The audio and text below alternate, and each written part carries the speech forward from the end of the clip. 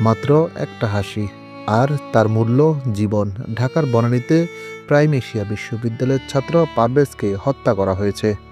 প্রশ্ন উঠেছে, শুধু কি হাসির কারণে এমন নির্মম হত্যাকাণ্ড, নাকি এর পিছনে আছে আরও কোনো অজানা রহস্য? চলুন পুরো ঘটনা বিশ্লেষণ করি। পারভেজ ছিলেন প্রাইম এশিয়া বিশ্ববিদ্যালয়ের একজন শিক্ষার্থী। গত কিছুদিন আগে বনানী এলাকায় দুই নারী সহপাঠীকে দেখে হাসাহাসি করছিলেন বলে অভিযোগ ওঠে। আর এই হাসাহাসির ঘটনাকে কেন্দ্র করে শুরু হয় বিবাদ। এক পর্যায়ে প্রকাশ্যে ছুরির আঘাতে হত্যা করা হয় পারভেজকে।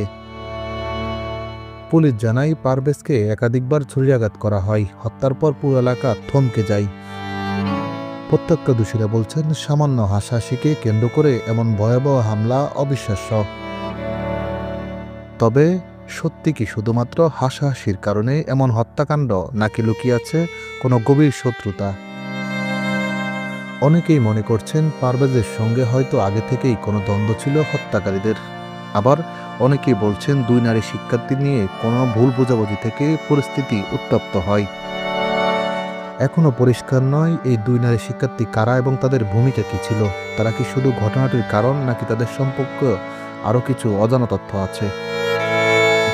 হত্যার ঘটনায় বৈষম্য বিরোধী ছাত্র আন্দোলনের বনানী থানার যুগ্ম সদস্য সচিব হৃদয় মিয়াজিকে গ্রেপ্তার করেছে পুলিশ। পুলিশের দাবি, হৃদয় হামলার সঙ্গে সরাসরি যুক্ত ছিলেন। তবে তদন্ত চলছে এবং আরও কেউ জড়িত কিনা তা খতিয়ে দেখা হচ্ছে। পারভেজ হত্যার প্রকৃত কারণ জানতে চাই পুরো জাতি। যারা নির্মম হত্যাকাণ্ডের পিছনে ছিল তাদের দ্রুত বিচার দাবি উঠেছে চারদিকে। আপনারা কি মনে করেন, শুধুমাত্র হাসির কারণে কি এমন মর্মান্তিক ঘটনা ঘটতে পারে? কমেন্ট করে আপনার মতামত জানাতে ভুলবেন না।